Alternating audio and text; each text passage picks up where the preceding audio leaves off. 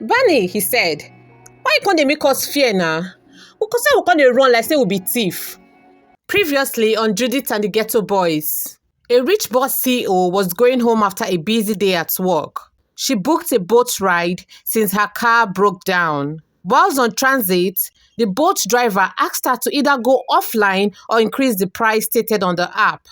Being a principled lady and how berserk that request was, she alighted from the taxi in hope of booking another one thereafter, only for her to be met with her worst day ever. A group of menacing-looking guys from the slum of Diobu walked up to her. They stole her phone and all her valuables, leaving her stranded in a place she knew nothing about. Terrified by the experience, she fainted. Thank goodness for the kind heart of Nedu, a street boy, but different and intelligent, who saved her. "Daddy, what happened? I couldn't get in touch with you, and your PA said you left hours ago."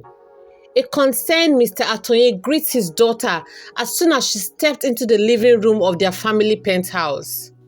Exhaustion written on Judith's face. She urged her dad she was now fine but needed time to rest. "Daddy, that was what happened. The boat guy acted selfish and I had to alight from the taxi to get another ride." She heaved a deep sigh. "I was met with the worst day of my life, Daddy," she said, tearfully recounting the dreadful incident. "And you said one young man helped you?" Mr. Atonye asked, relieved to have his daughter back home safely, but displeased by the incident. A more relaxed-looking Judith slept the whole night in as she got home from the horrible ordeal at waterside Diobu. She decided to work from home that entire day. They were in rapt attention when Judith was narrating the incident to them. "Yes, Daddy, I am so grateful to him. He caught me when I collapsed. I didn't know what my head would have hit as I did collapse." Mrs. Atonye was all over Judith, cuddling her as if to shield her from the pain of such traumatic event. "Oh, my baby, you'll be fine, okay? I feel so bad for you that you had to go through this. Waterside Diobu is not an area to stop at, especially when you don't live there. Terrible things happen. The boys there are so mean." The family stayed in that day to give a comforting solace for Judith, which really did help her. She wrote in her journals her thoughts and gratitudes, which Nedu was part of. "I'm grateful that Nedu was there. How he literally saved me from that place." She took a moment to ponder on what would have happened to her if he hadn't helped her. On her drive back from work, she decided to pay Nedu a visit as he hadn't called her in weeks. On the drive there, she kept wondering if the decision was the right one. Won't they steal my car too? How about if I meet those guys again? Panic gripped her, but the words of her therapist, Mrs. Joy, had kept her sane. No one hurts you from a place of wholeness. They are literally hurt to inflict pains on others. Besides, Dad now has a tracking of my whereabouts, so such doesn't happen again that I'll feel stranded in a place. She then mustered courage to keep driving towards the road to Diobu. "Abobi, call that Bunny. Don't be she again. Oh my blessing, she don't go call paramedic, can't cramp us so." The boys that robbed Judith saw her driving towards them and they took to their heels, thinking she came with the police officers to arrest them. Judith quickly called out, Please wait. I'm looking for Nedu." Smallie, one of the area boys, stopped running, with skeptical eyes scanning her to discern if she was saying the truth or not. He felt relaxed when he saw that she was alone in the car and not with any security personnel. He walked up to her. Bunny, he said, why can't they make us fear now? Because I will come they run like say we be thief. Judith replied him, duh, but you stole from me. Smallie acted as though he didn't hear what she had just said. You say you been dey find bros Nedu. He gave her a questioning look. Wetin you come dey find bros Nedu for? E no concern me. Just be say if you wan make I give you compass where bros Nedu dey, you gats show me love. Smallie said, his eyes hungry for some cash. Judith had become wiser from her past experience with Dio boys, so she just let him have his way.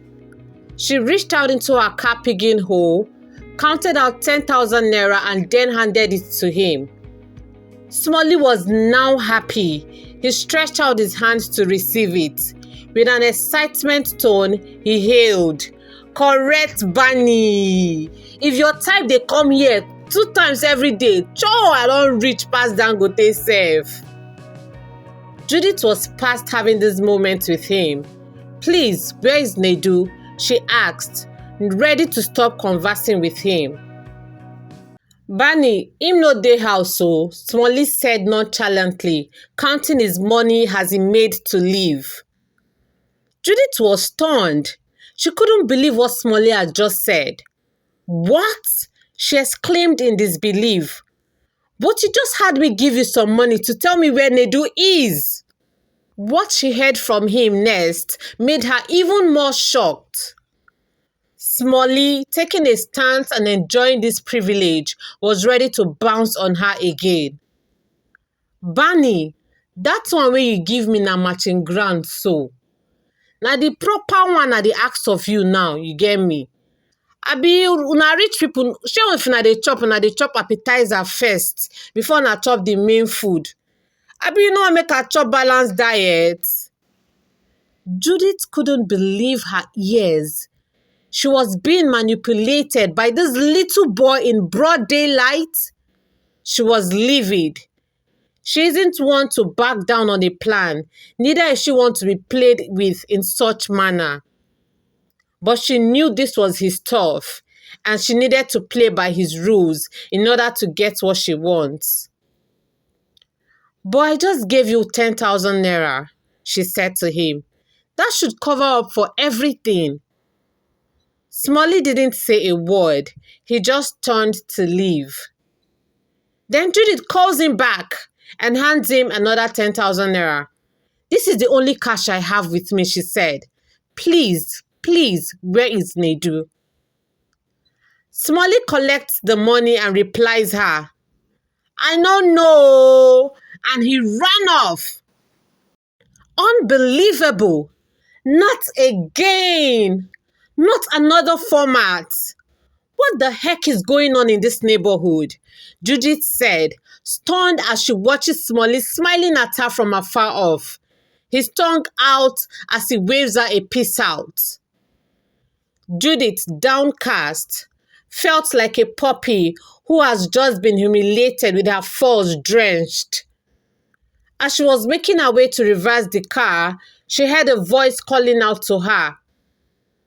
Abbey was walking in a fast pace. He was almost out of breath when he got close to Judith.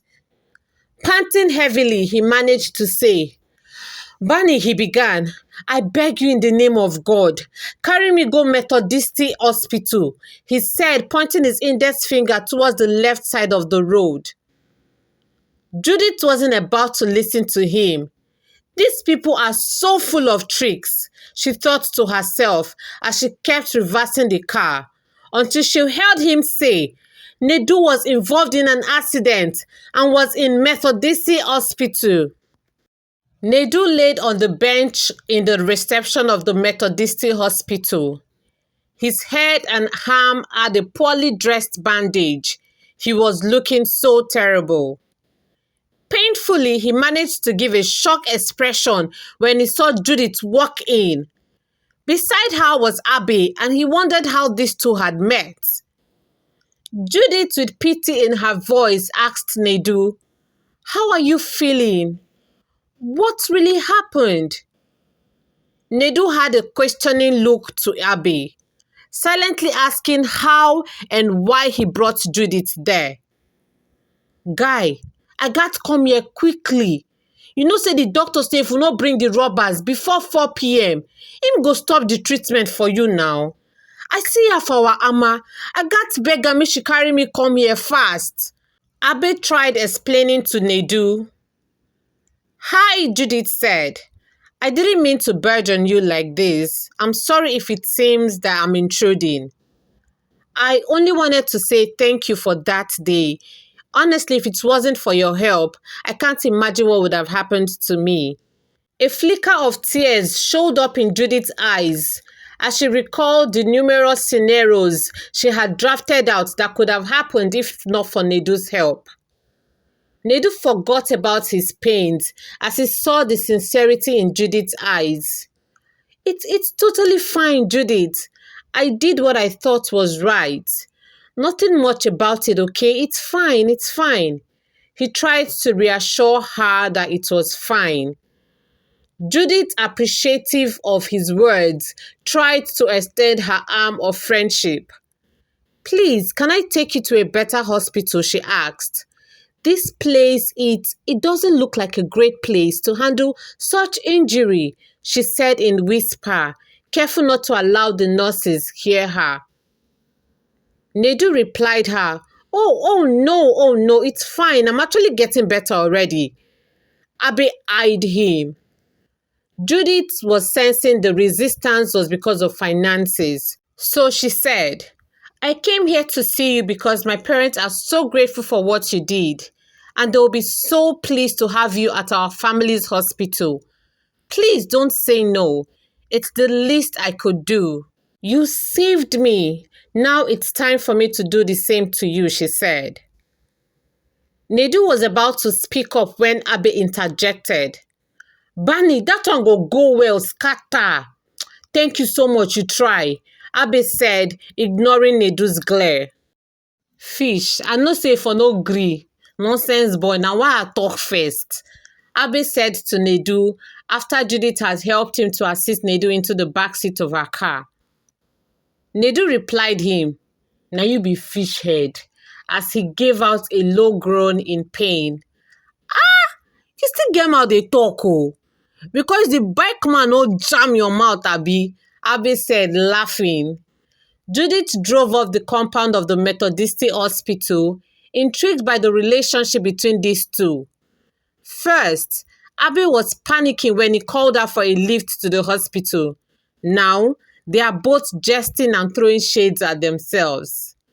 Even Nedu, who seemed to be so much in pain, still finds it fun, jesting and making fun of his friend.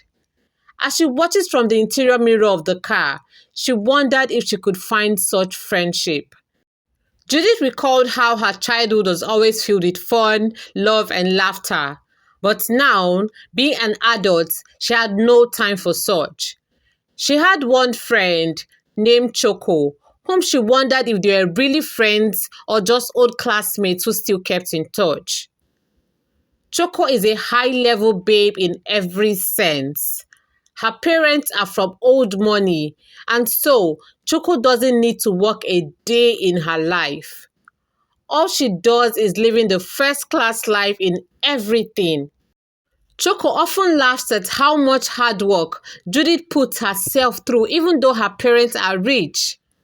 Girl, you are blessed with such amazing parents, rich and prominent in the society. I still don't understand why you still be working so much, she'd often ask Judith. My darling, working is a continuous thing for me. It's like a therapy to fuel myself, test my creativity, and put my skills to work. I just love to see what I do turn out beautifully, Judith would reply her. Judith in her office complex, attending to the day's issues. Her phone rang and it was her dad. Hey, sugar, Mr. Atonye said over the phone. Judith, still busy on her desktop, replies him. Hey, my sugar daddy, how are you? Where is the wife of your youth at? Judith asked him as she pads on the keypad for more instructions to get her day's job done. Ah, my baby girl, she's doing all right, Mr. Atonye replied her over the phone. And you know what? Mr. Atonye's voice lowers to a whisper. I came home to spend some real time with her, he said. Ah, Daddy, so you guys plan to stay home today without me, Abbey? Judith teased him. My darling, the good book says there is time for everything. Now it's time for me to spend time with my baby boo, he laughed. Oh, Daddy, that's so beautiful, Judith complimented. Mr. Atonye spoke, his tone now taking on a serious curve. Belema, he called Judith in her native name. Judith flinched. This was about to be serious. What have I done? She wondered. The name Belema had come with a stigma from her childhood. She couldn't speak her dialect, and though she was curious and enthusiastic to learn, an incident happened that made her shy away from her native background entirely, not liking the native name given her even. At a village square gathering, all the children within Judith's age group were to dance and recite a song praise for the king coronation. Judith was super excited to be part of this dance group. It meant the world to her. The feeling of inclusivity to her father's land was beyond words. When she got to the village square for the rehearsal, she felt she was in the right place to actually learn her native language from her peers. What she didn't know was that she was about to be met with the most embarrassing incident of her entire life. After her dad had dropped her off at the square, she didn't notice some of the girls whispering in groups and rolling their eyes at her. Who does she think she is? One of the girls whispered within the group. They thought Judith came to show off her parents' wealth to them, to spite them for their own parents' lack of money. They resorted to show her what they were made of. Hey, one of the girls sent by the group approached Judith and said to greet her. How you doing now? Judith hadn't learnt Pidgin English, so she smiled and waved her hand, didn't know what response to say. That girl is just proud, but also mean. We will show her Pepe, one of the girls said. So during the rehearsal time, the teacher appointed one of the older girls to teach the songs, and from there the lead girl will be chosen to recite the song of adoration to the new king. The teacher excused herself as her tummy grumbles louder. One of the girls had squeezed a leaf juice inside the teacher's food that would lead to intense diarrhea. That was their plan, to get the teacher out of the way. As the teacher made her way out, the girls giggled in unison as they knew their plan has just launched. The juice leaf would take effect for 3 days. That's enough time for them to carry out that devious plan. First on their list was to teach Judith the dance, subtly leading her on to be the appointed lead, so they could humiliate her in front of the entire village. On the day of the king's coronation, the ceremony was grand. Warriors came to display their fighting skills as entertainment before the king. Royalties from other neighboring villages were present to welcome the reign of the new king. It was now turn for Judith's age grade to present their honor to the king. The king was already having a swell time. Judith's parents were seated amongst the royalties, even though Mr. Atonye would have loved to sit silently at the back. But he was grateful to be seated there as he would catch every glimpse of his daughter performing. The flute began playing. Judith and the girls made their way into the circle before the king and the people. The drums were playing, and the girls all danced in unison at first. It was such a beautiful sight to watch, as the king never cracked his smile. Judith was having a blast moment as she saw the proud look on her parents' face. Until she noticed the girls were no longer dancing the same steps as hers. Trying to catch up and out of breath, she wondered to herself, "This isn't what we practiced." A smirk played out on their lips as the girls saw her frustration. Being in front of the group made it all worse. Everyone could see her. The king and his council wondered to themselves. Mr. Atonye held on a brave face. "Keep going, darling," he mouthed to his daughter.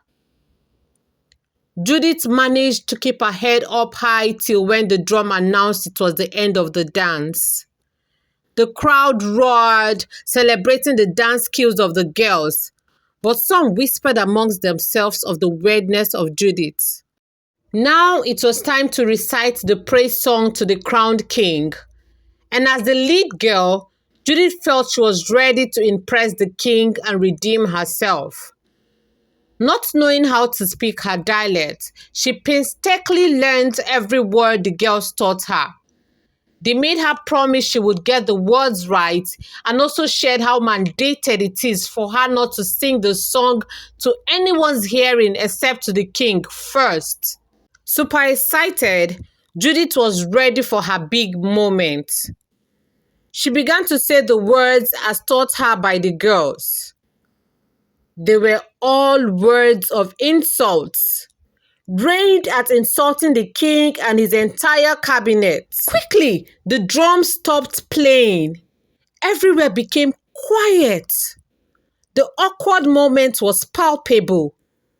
As the king lost his cool, he got up and briskly walked off.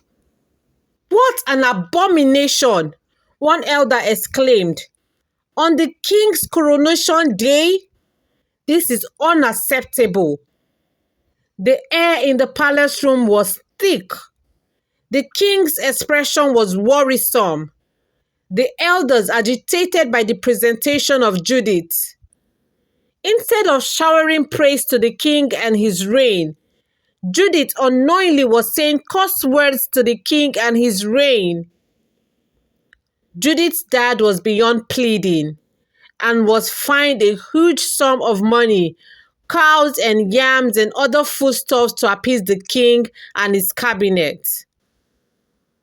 Judith hated her name Belema as it reminds her of that humiliation in the village.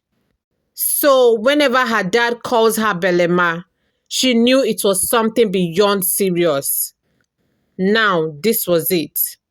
"Yes, Daddy," Judith replied him, worry etched on her face. "Dr. Frederick told me that you brought a boy named Nedu to the clinic and that he should be given the top treatment."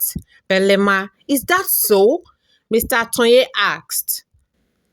"Oh, Daddy," Judith relaxing a bit now, knowing the issue was about the hospital run with Nedu.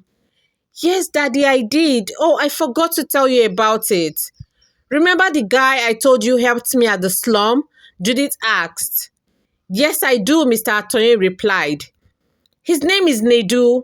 I went back there to extend my gratitude to him. I didn't have his number, but he has mine, so not hearing from him, I thought to go back there myself."